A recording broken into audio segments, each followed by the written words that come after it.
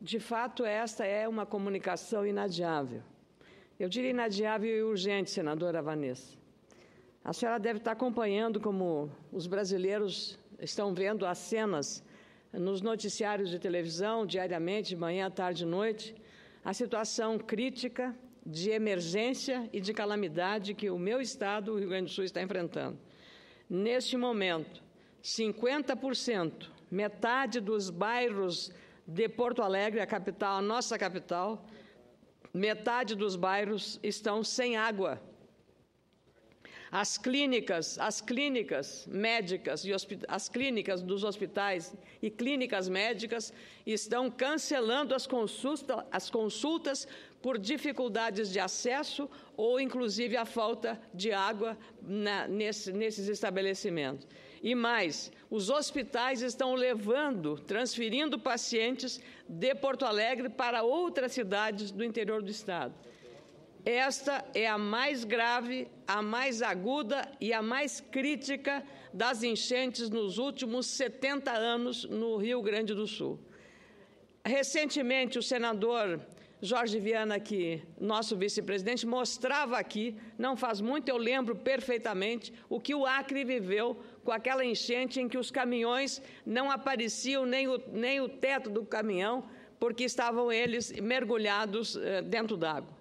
E agora nós estamos vivendo, talvez não com a extensão do volume das águas dos rios do estado do Acre, mas a quantia de água, a quantia de chuva destes temporais e o mais grave ainda, que a meteorologia está prevendo para a próxima semana mais chuva ainda no nosso estado.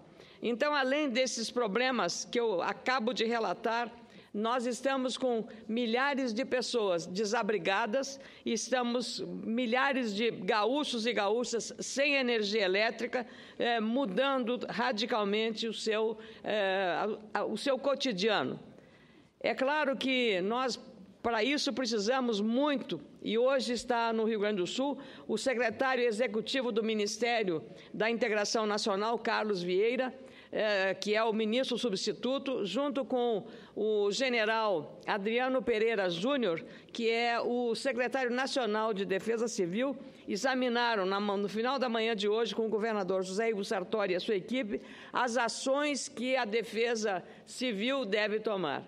Hoje, por uma medida provisória, dada a excepcionalidade, a Defesa Civil dispõe em caixa de 610 milhões de reais. E esse dinheiro pode ser liberado assim que os documentos da decretação, os projetos de aplicação do recurso forem encaminhados pelo Rio Grande do Sul, que já, nesta semana, através de um decreto do governador José Ivo Sartori, 26 municípios de 60 atingidos pela enchente foram decretados em estado de emergência e calamidade. Então, os documentos relacionados a isso, assim que cheguem, o Ministério pode liberar isso em menos de 30 dias, se a documentação e o relatório do que está sendo proposto seja apresentado às autoridades e aos técnicos do Ministério da Integração e da Defesa Civil. De quarta-feira até a madrugada desta quinta-feira, as enchentes fizeram o mais dramático de todos: 3 vítimas fatais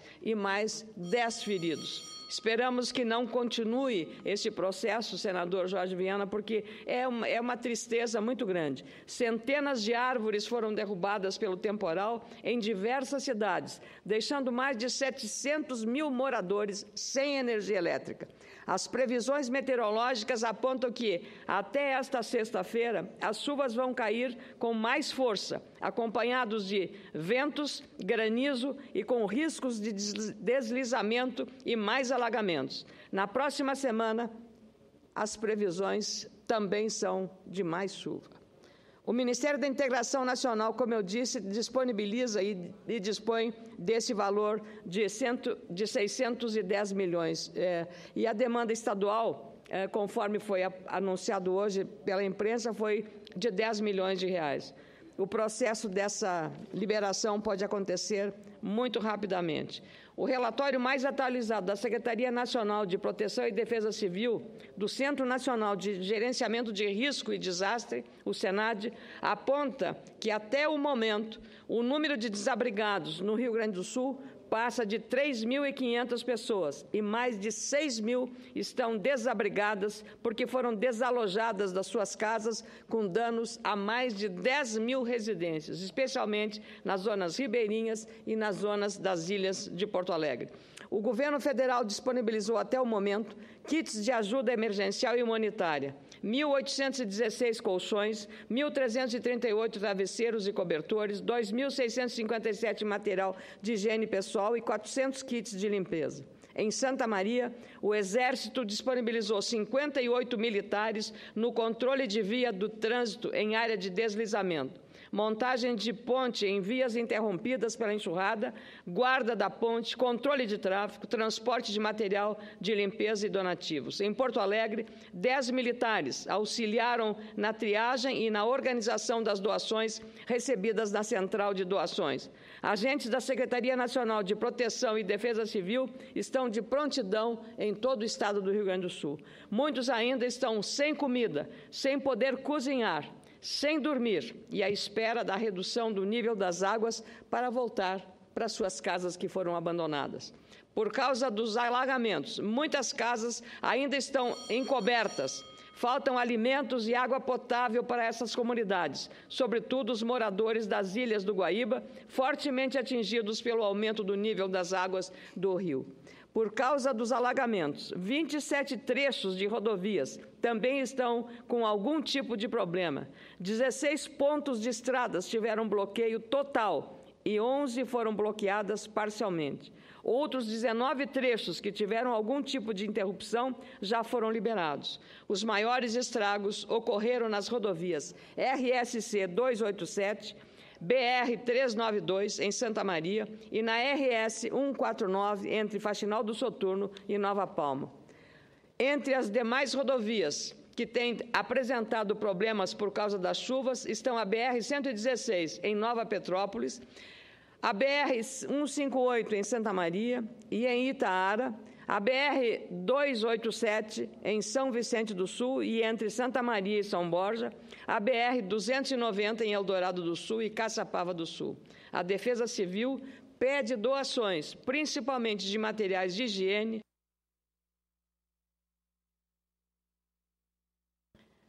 Presidente, estou terminando, porque realmente isso nos problema, senadora, eu acho que o assunto é tão grave, a senhora terá o tempo necessário, inclusive por conta do plenário que estamos aqui. É muito importante a fala de Vossa Excelência. Então, eu queria até aproveitar esta oportunidade, senador Jorge Viana, senadora Vanessa Graziotin, que são sempre tão preocupados com as questões sociais, e essa é uma situação de emergência e de urgência e de calamidade. A Defesa Civil no Rio Grande do Sul está pedindo doações, principalmente material de limpeza ou de higiene, colchões, cobertas, alimentos e água potável. Água potável.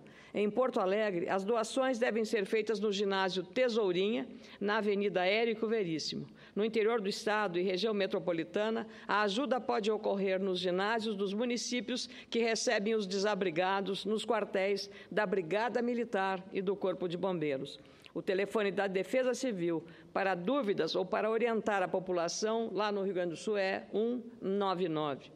Eu queria agradecer as manifestações de solidariedade de todos os senadores que têm se manifestado preocupados e tristes também com esses acontecimentos. Nós aqui no Senado, a bancada ontem se reuniu, a bancada federal do Rio Grande do Sul, sob a coordenação do deputado Giovanni Cherini, para tratar também desses assuntos. Foi solicitada uma audiência com o doutor Carlos Vieira e com a Defesa Civil, mas essa reunião foi transferida para Porto Alegre, eu diria no campo de batalha, onde os temas ditos para avaliar estrago provocado por essas enchentes, as maiores dos últimos 70 anos, estão ainda sendo realizados pelos técnicos da Defesa Civil no Estado do Rio Grande do Sul e também Defesa Civil Nacional, que é subordinada ao Ministério da Integração Nacional. Eu renovo aqui também os agradecimentos ao ministro Gilberto Ock e ao secretário executivo, ministro interino da Integração Nacional, Carlos Vieira, pela pronta atenção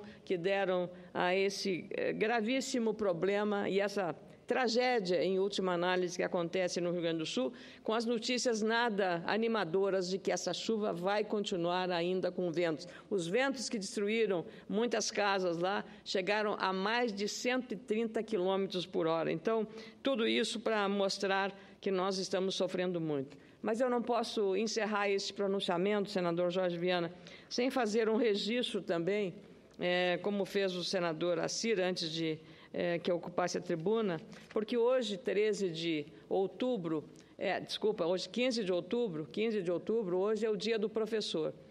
E eu que sou filha de uma merendeira, que trabalhou em escola pública, em grupo escolar à época, hoje escola estadual, sou irmã de professora aposentada, cunhada aposentada, professoras do EJA, como a Lúcia Lemos, lá em Passo Fundo, ou a minha irmã Ruth Bussolotto, lá em Lagoa Vermelha. Minha sobrinha também, diretora da escola, em que buscavam e vão falar com os pais para que as crianças estejam mesmo na escola, acompanham família a família para estarem ali. Eleitas por quase unanimidade para a direção da escola, porque lá a eleição é uma eleição entre a comunidade. Então, eu queria prestar essa homenagem, lembrando também de uma mestre que eu tive e que eu faço sempre lembrança, aliás, professora minha e do prefeito de Porto Alegre, José Fortunati, que hoje está aposentada e mora em Caxias do Sul, Maria San Martins. Todos os alunos de português, porque ela era uma professora de português, que passaram pelas mãos da Maria saíram diferentes, porque ela não ensinava apenas a escrever bem, a falar bem, a se expressar bem na língua tão bonita como é a língua portuguesa, mas ela ensinava, sobretudo, a cidadania, o comportamento e as atitudes. Então, a Maria San Martins, que certamente nos acompanha, e a todos os professores que tiveram muita importância na minha vida, seja na escola primária, seja na escola secundária, seja na universidade. Eu quero agradecer muito, em nome deles, o que fizeram por mim e dizer também que uma professora que não tinha curso, tinha sido alfabetizada, alfabetizou meu marido que eu perdi há 4 anos, e a querida Dora Viana Cardoso, que foi a primeira professora lá nos anos 30, 35, 40, senador Jorge Viana. Ela, mesmo com as poucas letras, ensinou meu marido a ler e a escrever.